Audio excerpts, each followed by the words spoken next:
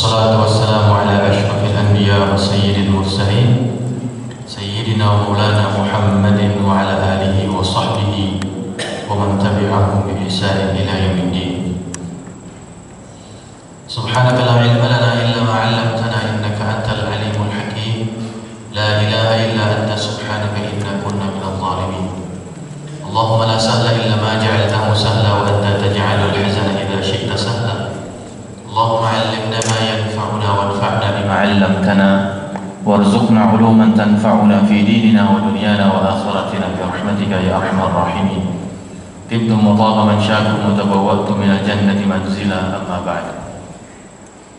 Alhamdulillah, kita bersyukur kepada Allah Subhanahu wa taala. Salawat dan salam kita hadiahkan kepada suri tauladan kita Nabiullah Muhammad sallallahu alaihi wasallam. Jamaah sekalian yang dimuliakan Allah Subhanahu wa taala, kita lanjutkan ayat yang ke-12 ya.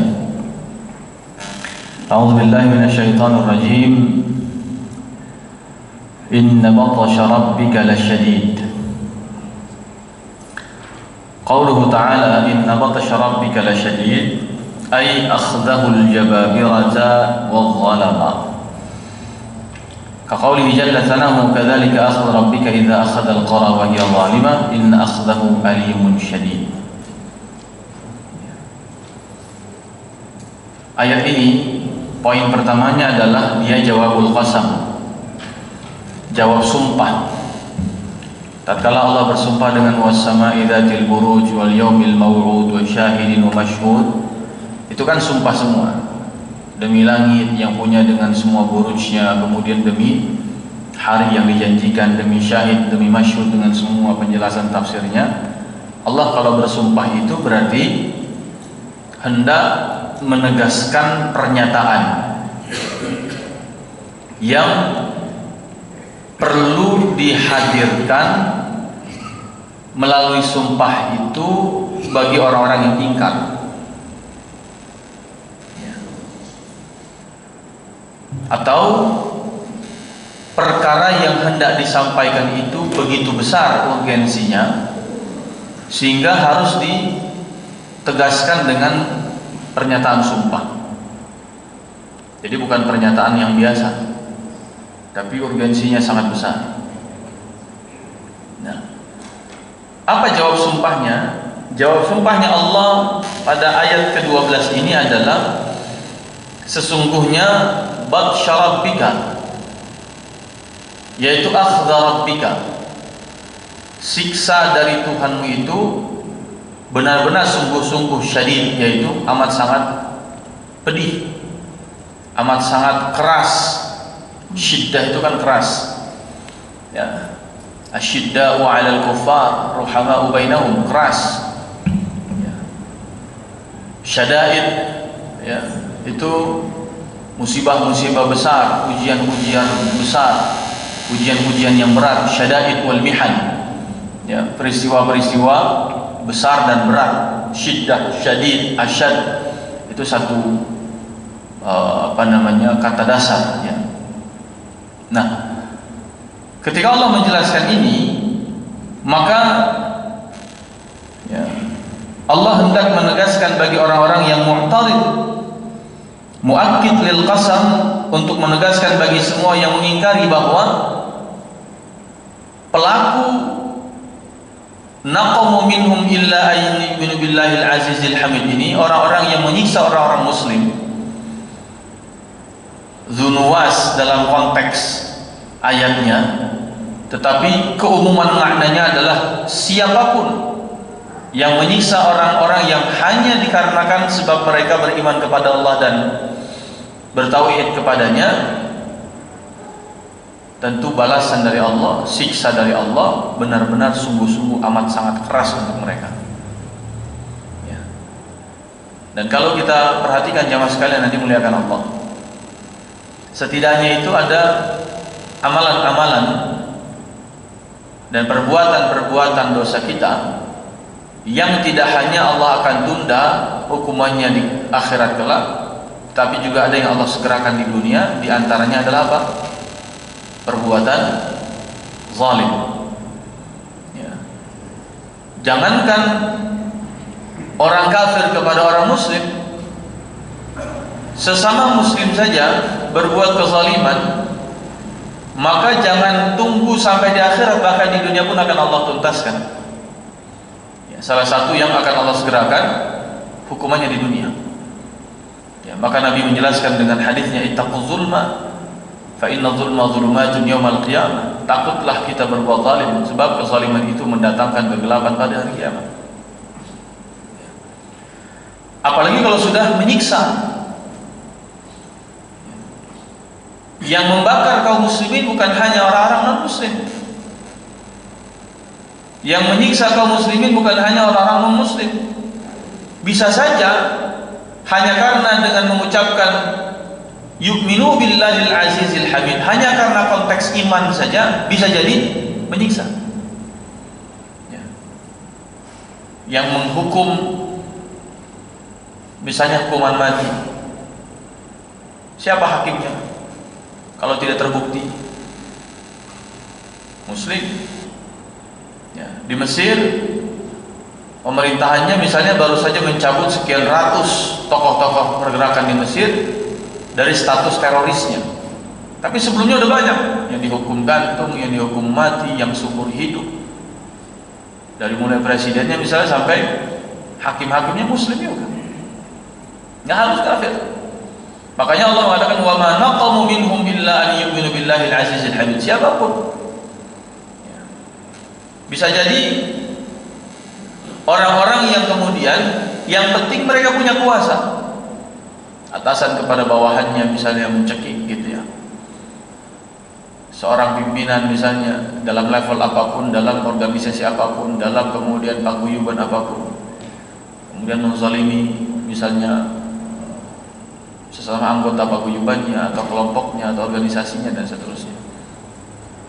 Nah, dengan ayat ini Allah ingin menegaskan bahwa inna batsya rabbika, bukan hanya azab. Kalimatnya bukan inna azab rabbika.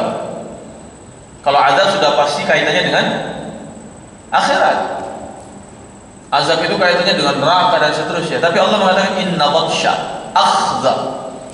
Akhdha ini dikata akhdha ya'khudhu, mengambil, merampas, menghukum. Ya.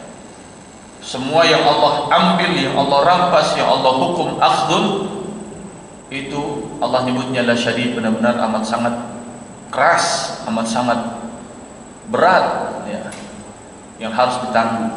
Nah, sehingga ini makna yang pertama. Berikutnya, ya, dalam kitab Nawadirul Usul, ya, dikatakan oleh Imam At-Tirmidzi Al-Hakim, innal qasam waqi'un 'amma dzukira sifatuhu bisyiddah. Ya, semua sumpah-sumpah yang Allah berikan di dalam surat Al-Buruj ini semuanya terjadi pada semua sifat yang Allah sebutkan, yaitu syiddah, keras. Langit, ya, makhluk Allah yang ciptaan Allah yang besar, ya, dengan semua gugus bintangnya, dengan semua burujnya. Kemudian wal yaumil mau'ud, salah satu tafsirnya adalah demi hari kiamat, hari yang dijanjikan. Kedatangannya pasti dan Allah sudah menjanjikan akan kedatangannya. Syahid masyhud, salah satu maknanya apa waktu itu? Padang mahsyar, hari Jumat dan seterusnya kan? Itu juga hari yang berat, hari yang besar. Ya. Nah, kemudian jawab sumpahnya juga Allah mengingatkan tentang balasan. Ya, Allah tidak akan pernah diam atas kezaliman siapapun hambanya. Bahkan Allah tidak pernah menzalimi hambanya sedikit apapun. Innallaha la yazlimu mithqala dzarrah. Sesungguhnya Allah Subhanahu wa ta'ala tidak menzalimi hambanya sekecil apapun, walaupun sebesar biji zarrah, ya, tidak akan pernah zalim sedikit. Ayat berikutnya adalah innahu huwa yubdi'u wa yu'id. Sesungguhnya Allah yakhluquhum ibtida'an, Allah lah yang menciptakan mereka sedari awal. Tsumma yu'iduhum 'indal ba'ts, dan Allah mengembalikan mereka saat hari kebangkitan. Wa qala Ikrimah, 'ajibal kuffaru min ihya'illahi jalla thana'uhul amwat. Orang-orang kafir itu bingung. Heran, orang-orang mati bisa hidup lagi ya? Orang-orang mati akan dibangkitkan lagi ya? Dan Allah menegaskan dengan ayat ini, innahu huwa yubdi'u wa yu'id, sebagaimana dia mengawali, dia juga akan mengakhiri. Dialah yang memulai, dialah yang menuntaskan dan mengembalikan. Kita bermula dari tiada dan akan dikembalikan menjadi tiada. Semua yang ada pada kita ini semuanya tidak ada awalnya, dan akan Allah kembalikan menjadi tidak ada. Itu makna yubdi dan kemudian yu'id. Dari kata ibtida, mengawali, dan kemudian dari kata i'adah, mengembalikan. Berarti proses hidup di dunia ini hanya antara Allah mengadakan kita dan kemudian mengembalikan menjadi tidak ada. Dan itulah yang menjadi mindsetnya orang beriman. Kalau kita mau perluas maknanya, semua yang ada pada diri kita itu di awal dari tiada, kemudian ada menjadi tiada lagi. Dan yang membuat ada dari tiada serta membuat tidak ada setelah ada adalah Allah Subhanahu wa ta'ala. Dulu kita mungkin nggak punya motor, kemudian punya motor, nggak punya lagi. Dulu punya rumah, nggak punya rumah, punya rumah nggak punya lagi. Dulu kemudian punya misalnya mobil, ya, nggak punya mobil nggak punya lagi. Ya. Dulu kita nggak punya semua yang ada dalam fisik kita, sekarang ada, ntar berkurang lagi fungsinya. Ya. Dulu kita nggak punya rambut putih, ya kan gitu ya. Nah, ntar punya rambut putih lagi, ya. Tiba-tiba nggak ada lagi rambutnya, ya. Sudah tiada, bahkan sefisik-fisiknya semua. Dulu kita nggak punya pasangan, terus punya pasangan, tiba-tiba nggak punya pasangan lagi. Dulu nggak punya anak, terus punya anak, ntar nggak punya anak lagi, ya. Jadi proses dari tiada menjadi ada, menjadi tiada, karena ibtida itu adalah mengadakan sesuatu dari ketiadaannya. Namanya ibtida, memulai sesuatu dari yang awalnya tidak ada, belum dimulai. Dan i'adah adalah mengembalikan sesuatu kepada proses awalnya, yaitu proses tidak ada setelah sebelumnya dia ada. Ini adalah ayat yang menunjukkan tentang kuasa Allah Subhanahu wa ta'ala. Bumi awalnya nggak ada, kemudian ada, entar nggak ada. Matahari awalnya tidak ada, sekarang ada, entar nggak ada, ya. Dulu kita mungkin punya usaha, nggak punya usaha, terus punya usaha, sekarang pada banyak yang tutup, bangkrut, nggak punya usaha lagi. Biasa saja, ya. Tetapi yang menarik jemaah sekalian, ya, kenapa ada kalimat innahu huwa yubdi'u wa yu'id dengan batsya rabbika, dengan hukuman dari Allah, azab dari Allah yang begitu berat. Nah, kalau kita memaknai secara isyarat, jangan-jangan wallahu a'lam bishawab, sesuatu yang awalnya tidak ada kemudian menjadi ada dan Allah ambil lagi menjadi tidak ada, jangan-jangan bagian daripada cara Allah menghukum kita, menghadirkan tanda petik adabnya kepada kita akibat kezaliman kita kepada orang lain, ya. Misalnya sederhananya apa, ya. Sebelumnya kita nggak punya sendal, terus tiba-tiba punya sendal, kok tiba-tiba hilang lagi. Berpikirlah, apa salah saya, kenapa Allah ngambil lagi sendal saya? Mungkin nggak inna batsya rabbika, ini jangan-jangan hukuman dari Allah, ya. Mengambil sesuatu yang Allah sudah adakan, tiba-tiba nggak ada lagi. Apapun itu, kita sehat, ya, kemudian dibikin, ya, dari sakit sehat, kok dicabut lagi sehatnya, sakit lagi. Kenapa ya? Apa salah saya ketika saya sakit ini? Kita kehilangan sesuatu, teruslah bertanya, apa inna batsya rabbika lasyadid? Jangan-jangan bagian dari cara Allah kemudian mengambil sesuatu dari kita.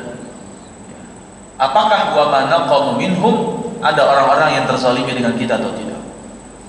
Ini ayat yang ke-14. Nah, kemudian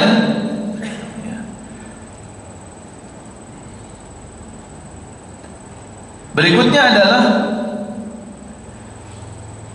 yubdi'u lahum 'adzabal hariq fid dunya thumma yu'iduhu 'alaihim fil akhirah. Kata Ibnu Abbas,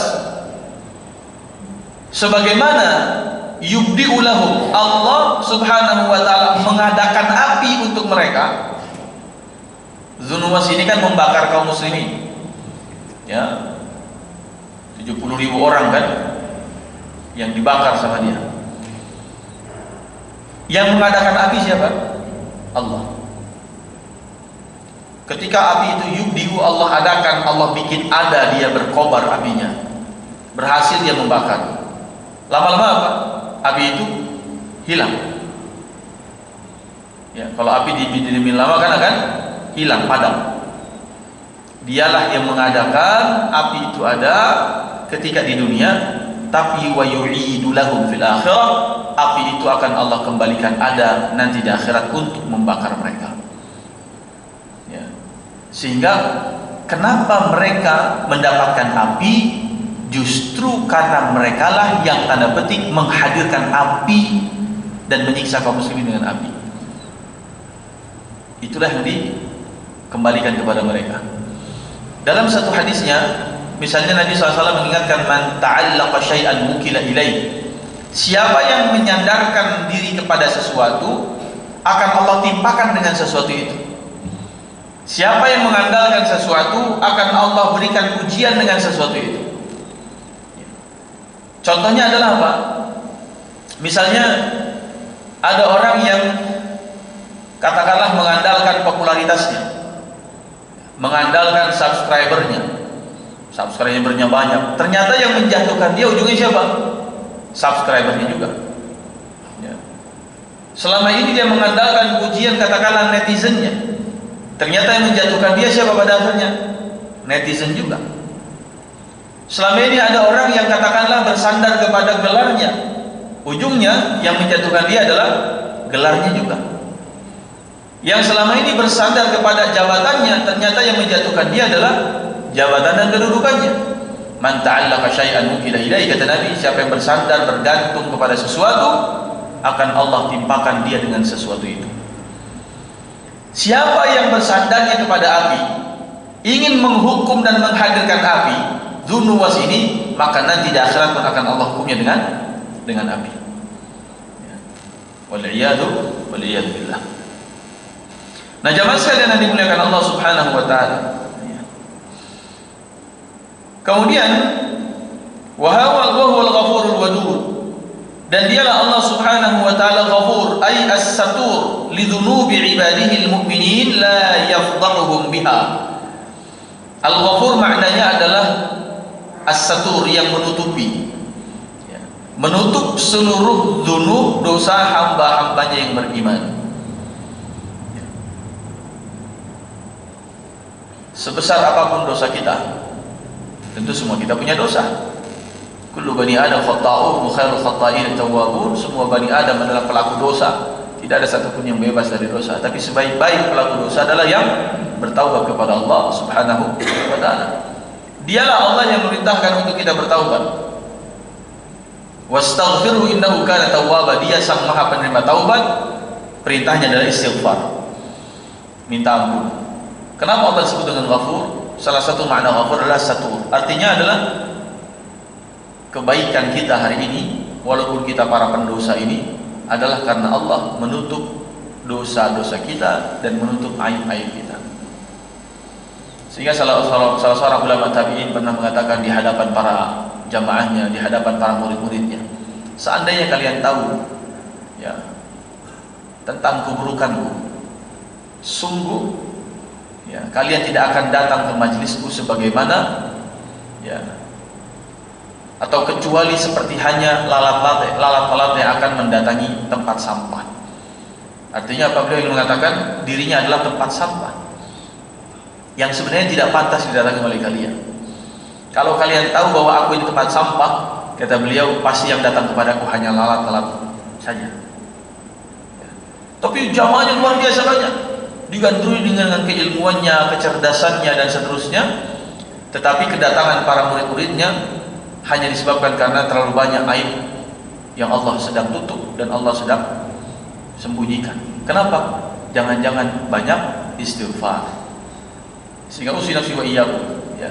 Istighfar kita lah salah satu yang bisa menutup aib-aib kita, dan Allah lah yang menutupkan itu. wa huwal ghafurul wadud. Apa makna wadud? Al-wadud dari kata wud, mawaddah. Ya, kita sering menyebut kata mawaddah, sakinah, mawaddah, warahmah. Ya, apakah artinya kata wud? Ya, cinta, mawaddah cinta, wadud sang pencinta. Ya, kalau rahmat itu kasih sayang. Ya. Kenapa Allah kemudian menyandingkan antara ghafur dengan wadud? Pak, seringkalinya adalah ghafur dengan rahim. Innallaha huwal ghafurur rahim wa kana Allahu ghafurur rahima. Kan gitu ya. Ya, Tawwab juga seringkali dikaitkan dengan rahim dan seterusnya. Tapi ini menarik. Ya, wa huwal ghafurul wadud, dialah Allah sang muhib pencinta li auliyaihi, bagi para wali-walinya. Sebab Dzunuwas ini era zamannya adalah era zaman yang tidak ada nabi sama sekali, Pak. Tidak ada nabi sama sekali. Jadi mereka ikut siapa tuh nggak tahu. Ajarannya cuma cerita dari nenek moyangnya, kitab suci yang masih ada buat mereka yaitu Injilnya, itu aja patokan mereka. Nabi Isa sudah diangkat ke langit.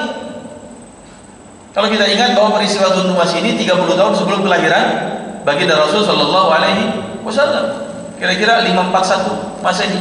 Nabi Isa sudah diangkat, nggak ada nabinya. Tetapi ketika mereka teguh pendirian saat tidak ada nabi, maka Allah menyebut mereka sebagai para wali-walinya Allah Subhanahu wa ta'ala. Hari ini ada nabi tidak? Tidak. Maka orang-orang yang teguh dalam keimanannya, ancaman, intimidasi, siksaan yang kemudian dialami dan harus ditanggung, mereka lah yang disebut sebagai para aulia, para wali-walinya Allah Subhanahu wa ta'ala. Dan mereka mendapatkan wadud, cintanya Allah Subhanahu wa ta'ala. Al-muhib li auliyaihi. Kadang-kadang ada wali yang mastur, wali ini enggak dikenal, ya. Wali untuk menguji, ya, kualitas kita. Kalau guru-guru saya mengajarin, ketika Anda sedang merendahkan seseorang, jangan-jangan yang sedang Anda rendahkan adalah seorang wali yang Allah utus kepada Anda untuk menguji sejauh mana kualitas iman Anda. Ya. Orang-orang yang duduk-duduk di jalan, ya, jangan-jangan para wali Allah yang dikirimkan kepada kita, bagaimana kita bersikap kepada mereka. Ya, merendahkankah atau tidak, misalnya, dan seterusnya. Padahal imannya jangan-jangan kualitasnya bagusan mereka dibandingkan kita. Jangan-jangan amal solehnya bagusan mereka dibandingkan kita. Tapi kita memandang mereka dengan kacamata yang merendahkan misalnya, ya, itu disebut dengan wali mastur, wali yang kemudian Allah tutup. Ya. Jadi gambaran wali bukan hanya misalnya jenggot panjang, baju gamis, kemudian pakai udeng-udeng, kemudian wah siwaknya 14 di kantong misalnya gitu, enggak. Ya. Belum tentu, Pak. Bisa jadi yang diam, ya, yang secara kasat mata apa iya nih wali. Paling juga wali murid, ya. Tapi kalau wali Allah, wali mastur banyak. Di antara kita bisa jadi ada. Ya, wallahu a'lam, siapa yang sedang Allah sembunyikan di antara kita kan tahu. Ya, diam-diam sedang menguji iman saya misalnya. Diam-diam sedang menguji iman yang di sebelahnya. Ya, orang baru dari mana lagi dikatakan duduk baru datang enggak muasa gitu. Itu hanya untuk menguji kita. Ya. Dan Allah mencintai para walinya. Kenapa? Karena tidak bertemu dengan Nabi, tidak dalam era dan zamannya Nabi, sedangkan Nabi kan banyak, 124.000 totalnya. Ya, dari sejak zaman Nabi Isa sampai Nabi Muhammad SAW sudah nggak ada Nabi lagi, kosong, tidak ada kenabian sama sekali. Masa-masa yang disebut dengan masa-masa al-mukhadramun, orang-orang yang kemudian nggak jelas ini bagaimana, mereka mengacu kepada siapa, tapi kok bisa bertauhid kepada Allah. Berarti Allah memilih mereka, para wali-walinya, 70.000 bayangin. Bisa teguh komitmen terhadap keimanan, ya. Ancamannya besar. Cuman sekali lihat anak muda yang dipatah dari kejauhan, dia bisa mempengaruhi, ya, imannya si raja Dzunuwas, yang kemudian membuat semua orang pada akhirnya beriman. Cuman ngelihat keteguhan anak muda, ya. Siapa namanya, masih ingat? Abdullah bin Thamir, ya. Anak muda teguh imannya, Masya Allah. Kemudian jemaah sekalian,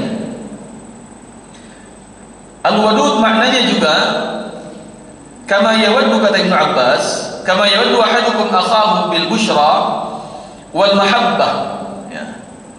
Sebagaimana semua kita suka untuk mendapatkan kabar gembira dan suka untuk menghadirkan atau suka mendapatkan cinta, maka Allah Subhanahu wa taala punya sifat wadud, ya. Artinya Allah dengan segala ampunannya bukan hanya menutup aib kita, bukan hanya menutup dosa-dosa kita, tetapi di balik ghafurnya Allah ada wadudnya, berarti Allah yang suka memberikan kabar gembira kepada kita, ya. Jadi siapapun yang misalnya kalau kita bicarakan konteksnya dalam konteks Al-Buruj, berarti wahai 70.000 orang yang kalian teguh dalam iman kalian, silahkan hadapi siksaan api itu, ya. Tapi ada kabar gembira yang aku berikan kepada kalian. Lewat siapa Pak kabar gembiranya Allah berikan? Lewat anak bayi yang kemudian meneguhkan iman ibunya. Ibu lompat saja, Allah sudah janjikan surga untuk kita. Akhirnya semua yang ragu-ragu daripada nyemplung semua. Di balik siksaan, di balik ujian, Allah selalu menitipkan kabar gembira, busyra. Kalau itu yang terjadi, berarti Allah sedang menghadirkan wadudnya untuk kita, cintanya buat kita, ya. Ini makna yang kedua dari Ibnu Abbas. Kemudian al-wadud juga maknanya al-mutawaddid ila awliyaihi bil maghfirah. Allah Subhanahu wa taala yang berulang kali memberikan ampunannya kepada para auliyanya, para wali-walinya. Ibaratnya kalau tidak dengan wadudnya Allah, kita minta, ya Allah ampuni dosa saya, satu kali minta, satu kali Allah kasih ampunannya. Tapi bagi para auliyanya, cukup dengan misalnya dia minta ampunan kepada Allah, ya Allah ampuni dosa saya, satu kali minta, bisa Allah berulang kali memberikan ampunan kepadanya. Al-mutawaddid, ya, cintanya berlipat-lipat, berulang-ulang, ya. Bukan hanya sesekali saja, bertumpuk-tumpuk. Orang kalau cuma cinta biasa disebut dengan al-wad, tapi kalau sudah al-wadud berarti cintanya berlapis-lapis gitu, ya. Nah, kenapa Allah mengatakan ghafur wadud? Berarti ampunan Allah bagi mereka pun berlapis-lapis, berulang-ulang, terus bertingkat-tingkat, ya. Bagaimana dengan ampunan Allah kepada kita? Sudahkah seteguh mereka sehingga kita pantas mendapatkan wadudnya Allah, yaitu ampunan yang berlapis-lapis dan berlipat-lipat itu, bertingkat-tingkat itu. Nah, kemudian jemaah sekalian, berikutnya adalah apa yang disampaikan oleh Ibnu Zaid, ya. Makna al-wadud adalah ar-rahim, ya, yaitu sang penyayang, ya. Annal wadud huwa alladhi la walada lahu wa ansyada qaula syair. Atau al-wadud maknanya adalah yang tidak punya anak, alladzi la walada lahu, al-wadud, ya. Al-Ghafurul Wadud, dia Allah yang Maha Pengampun dan dia Allah yang tidak punya anak. Ini sebagaimana disampaikan oleh Ibnu Ishaq Al-Qadhi, ya. Dihikayatkan dari Al-Mubarrid, ya, dari Ismail bin Ishaq Al-Qadhi. Kemudian makna yang terakhir dari al-wadud adalah, ya, wa qala Mujahid al-wad li awliyaihi, sang pencinta bagi para wali-walinya. Ini sama dengan pendapat sebelumnya.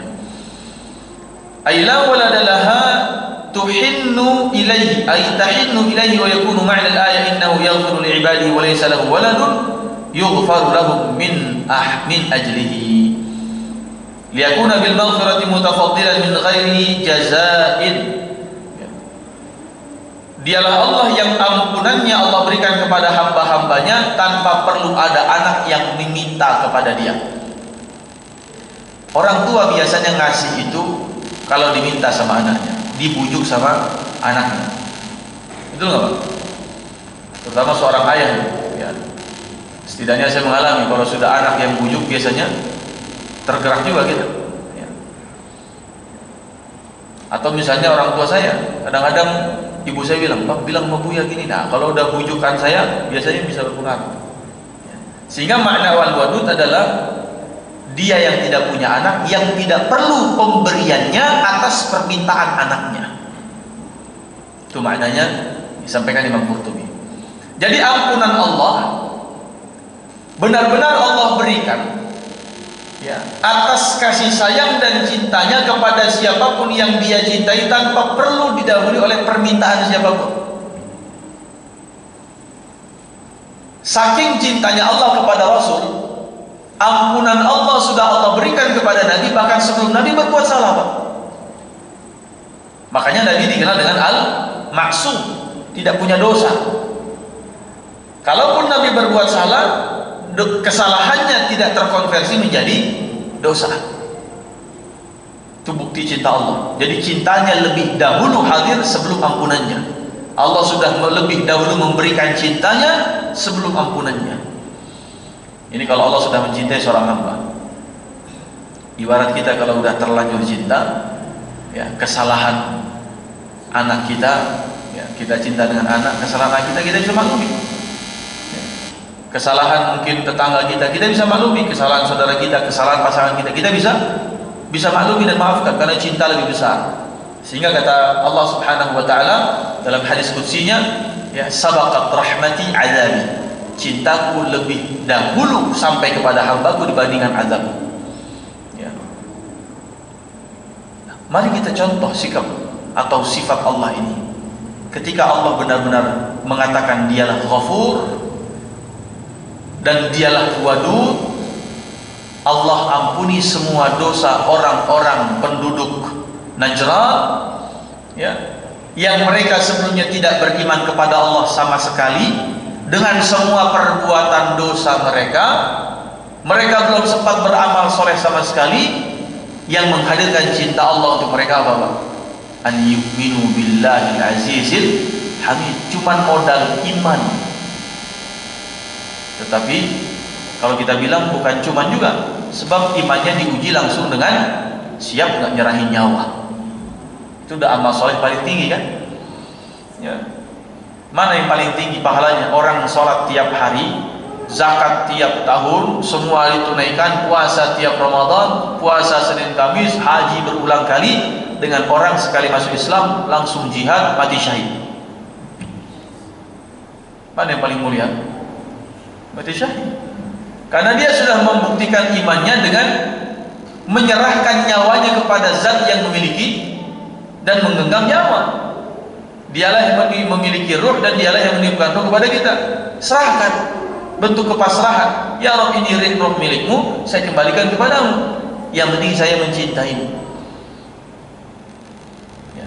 Sehingga yang membuat Allah menghadirkan cintanya kepada 70.000 yang beriman kepada Allah adalah karena illa an yu'minu billahil azizil hamid. Mereka beriman dan teguh dalam keimanan, bahkan rela untuk mendapatkan siksaan yang beresiko terhadap nyawa dan kehilangan nyawa, dan itu sudah terbuktikan. Ya. Sehingga semua dosanya sudah Allah ampuni. Wa huwal ghafurur wadud. Berikutnya jemaah sekalian nanti muliakan Allah Subhanahu wa taala.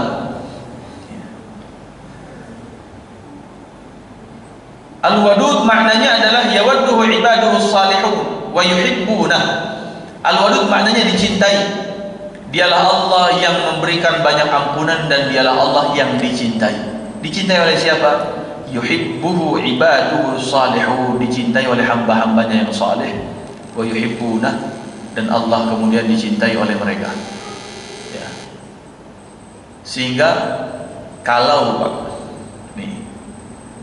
kalau kita korelasikan antara Ghafur dengan Wadud dengan pendapat yang terakhir, Allah sudah mengampuni kita, Allah sudah memaafkan kita. Harusnya, dan logika yang paling masuk akalnya adalah apa? Harusnya cinta kita kepada Allah semakin besar. Betul tidak? Kita ngaku salah sama seseorang, terus orang itu memaafkan kita, harusnya cinta kita kepada orang itu semakin besar. Betul kan? Nah, makanya Ghafur ini dikaitkan dengan Wadud dalam konteks itu salah satunya. Dialah Allah yang mengampuni semua dosa-dosa kita dan menutupi semua aib kita, menutupi kesalahan-kesalahan kita. Maka konsekuensinya jadikan Allah sebagai Al-Wadud yang kita cintai dengan mahabbah yang setinggi-tingginya. Dan orang kalau sudah mencintai Allah, konsekuensinya apa, Pak? Innal muhibba liman yuhibbu muti', kata Imam Syafi'i. Orang kalau sudah cinta pasti taat, pasti nurut sama Allah. Konsekuensi ibadah kita itu adalah karena kita ingin mentaati Allah, yang dilandasi karena kita mencintai Allah. Jadi sudah tidak lagi terfikirkan kalau saya sholat saya dapat apa, kalau saya tahajud saya dapat apa, kalau saya sholat duha saya dapat apa, kalau saya puasa saya dapat apa, kalau saya baca Quran satu hurufnya 10 kebaikan. Akhirnya setiap baca Quran satu halaman dihitungin hurufnya berapa dikali 10. Sedekah 700 kali lipat, sedekah 100.000 dihitungin kali 700 berapa? 70 juta. Ya, infak 100.000 ditunggu-tungguin kapan Allah berganti 70 juta. Kagak dapat-dapat, akhirnya kecewa juga sendiri. Ya. Katanya kalau jenguk orang sakit nambah umur. Katanya kalau silaturahim panjang usia tambah rezeki. Ya. Akhirnya silaturahim tiap awal bulan buat pinjam duit. Ya gimana bisa nambah rezeki? Ya. Silaturahimnya salah niat ya. Kalau kemudian katanya cium tangan ibu, kemudian minum air cucian kaki ibu, katanya rezekinya lapang, lancar dan seterusnya. Ternyata malah sakit perut misalnya. Ya kakinya kotor diminum airnya. Ya agama juga perlu realistis kan? Apakah segitunya? Enggak juga. Harus karena cinta kepada Allah yang memerintahkan kita taat sama orang tua, birrul walidaini Allah. Wa bil walidaini ihsana. Perintah Allah, kita menjalankan perintah Allah, mencintai kedua orang tua. Bukan karena ada embel-embel pengen mulai usaha kemudian berangkatin orang tua umrah dulu gitu misalnya, biar usaha saya lancar. Jangan dikaitkan dengan dunia. Saya pengen begini supaya saya begini, saya melakukan ini karena saya pengen begini. Berarti kita masih beribadahnya disebut sebagai ibadatul awwam, ibadatnya orang-orang awam. Kita pengen jadi orang-orang khawas, orang-orang khususnya Allah Subhanahu wa taala yang mengibadahi Allah karena cinta saja. Rindu, cinta, ketaatannya berlandaskan itu. Ya. Sehingga semuanya tidak ada embel-embel, tidak ada iming-iming. Sebagaimana mereka yang bertauhid hanya modal beriman kepada Allah, kemudian di hadapan mereka ada parit api yang dalam 8 kali 12 meter, yang apinya membumbung 12 meter ke atas, tidak ada satupun keraguan. Hanya karena modal cinta kepada Allah terjun. Karena ada anak bayi yang mengatakan, ibu terjunlah, tempatmu surga yang sudah dijanjikan. Bayangin Pak, dalam deskripsi kita nggak ada nabi saat itu, cuman ada anak muda. Ini anak muda baru, terus bisa merubah satu kaum. Sang raja bisa takluk, semua utusan raja mati yang disuruh bunuh dia. Pulang ke kerajaan selalu hidup, pulang ke istana balik lagi hidup lagi. Kemudian melakukan negosiasi, Anda tidak bisa bunuh saya kecuali Anda ikut apa kata saya. Kalau mau Anda nurut, Anda bisa bunuh saya. Anak muda kemudian dipasang di tiang salibnya, kemudian disuruh panah dengan mengatakan Bismillahirrahmanirrahim, dengan nama Allah Tuhannya anak muda ini. Cuma modal begitu. Subhanallah. Di mana nalar kita untuk bisa mencerna kita bisa mudah percaya dengan anak muda ini? Mana buktinya? Nabi nggak ada, kitab suci mana dan seterusnya. Di bawah kekuasaan yang luar biasa, kekuasaan Yahudi luar biasa, Zunwa saat ini. Ya, yang persekutif, yang kemudian membunuh dan seterusnya. Ya. Tetapi modal mereka apa? Allah singgung dalam ayat ini, wa huwal ghafurul wadud, karena mereka mencintai Allah Subhanahu wa taala. Nah, ini kita usilasi wa iyyakum wasiat nasihat buat saya pribadi dan kita semua. Hadirkan sebuah pertanyaan, apakah ibadah kita sudah karena cinta Allah Subhanahu wa taala atau tidak? Ya. Bagaimana dengan hadis-hadisnya? Kata Nabi kalau begini akan begini, kalau begini akan begini. Ya silahkan.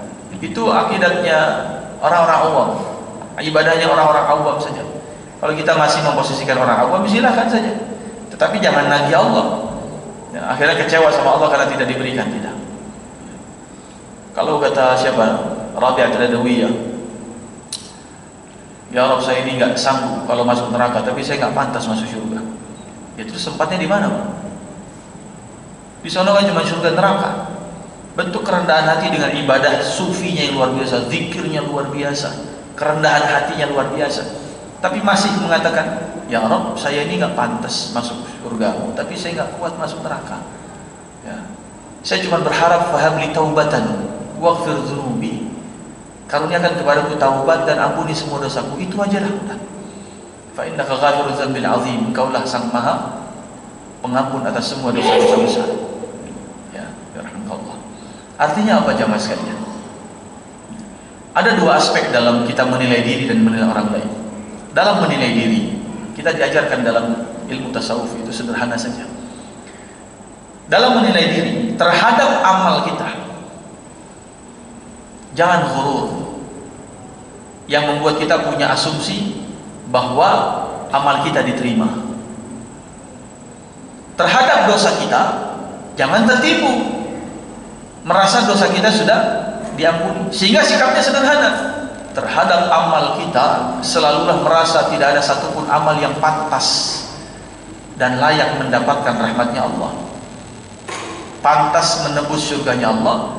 Tapi pada saat yang sama kita tidak yakin dosa kita diampuni oleh Allah dan istighfar kita diterima. Tetapi kepada kesalahan orang lain, ya, terhadap kesalahan orang lain, dosa yang dilakukan oleh orang lain sekalipun, cara pandang kita dia bukan sedang salah. Senang ya, subhanallah ya, ya, dia sedang berbuat dosa. Cermin buatku bahwa jangan-jangan Allah sedang mengingatkanku tentang kehadirannya yang ditampakkan untuk mengingatkan. Ada orang misalnya berkata kotor kepada orang lain, menghujat orang lain, merendahkan orang lain. Jadikan itu sebagai cermin. Ya Allah, terima kasih Engkau hadirkan orang seperti itu sebagai penegur atasku, yang selama ini juga hamba pernah begitu kok. Cuman untung saja hamba tidak dijelek-jelekan, dihujat oleh banyak orang. Dan terhadap kebaikan orang lain, kasih refleksi kepada kita. Ya Allah, enak ya dia diberikan kesempatan sama Allah bisa berbuat baik dengan perbuatan baik yang maksimal. Sementara selama ini aku melakukan perbuatan hal yang sama, masih banyak kekurangannya, masih banyak kemudian kealfaannya, masih banyak tidak maksimalnya. Ada orang baca Quran, ya, enak ya dia baca Quran. Ya, pada saat yang sama kita pernah baca Quran, tapi posisinya apa? Jangan-jangan Allah sedang mengingatkan saya, baca Quranlah seperti dia, misalnya. Atau Allah sedang mengingatkan kepada kita, jangan-jangan bacaan Quran kita banyak yang belum diterima Allah. Jadi semua itu refleksi kepada diri, Pak. Kebaikan kita refleksikan kepada kita, keburukan kita refleksikan kepada kita, keburukan orang lain kita refleksikan kepada kita, kebaikan orang lain pun kita refleksikan kepada kita. Karena al-muslim mir'atu akhihi, setiap muslim itu cermin bagi saudaranya. Ada orang muslim lewat, itu cermin buat kita, Pak. Siapa di antara kita yang tidak pernah merendahkan orang lain? Siapa di antara kita yang tidak pernah bohong misalnya? Siapa di antara kita yang tidak pernah misalnya memfitnah?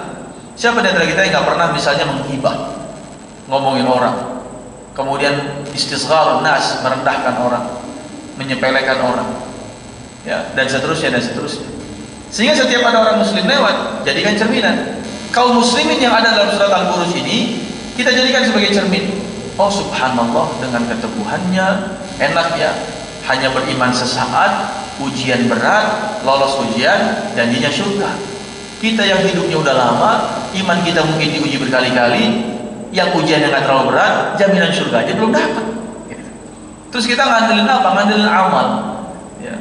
Ngandelin sholat yang belum tentu diterima, ngandelin baca Quran yang belum tentu diterima, sementara dosa kita belum tentu diampuni Allah. Terus yakin masuk surga?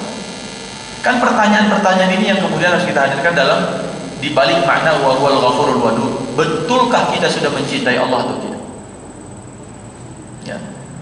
Kalau kita sudah mencintai Allah, salah satu tandanya adalah apa? Qul in kuntum tuhibbunallah fattabi'uni yuhibbukumullah wa yaghfir lakum dzunubakum. Kalau memang Anda betul-betul mencintai Allah, kata Allah dalam surat Al-Imran, ya, maka ikutilah aku, kata Rasul, ya, fattabi'uni yuhibbukumullah, maka Allah pasti akan mencintai. Sudahkah kita mengikuti Rasulullah sallallahu alaihi wasallam? Ya. Atau merasa pintar sendiri dalam menjalani kehidupan, merasa baik sendiri, merasa tidak butuh petunjuk Rasul, merasa tidak butuh tuntunan Rasul, merasa nggak butuh sunnah Rasul dan seterusnya.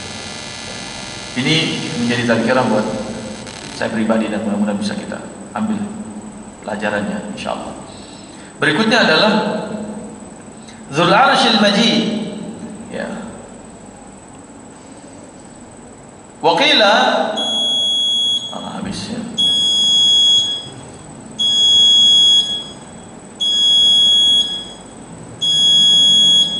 Baik, kalau gitu kita cukupkan ya. Ini dua ayat 15 dan 16 ini pamungkasnya sebenarnya.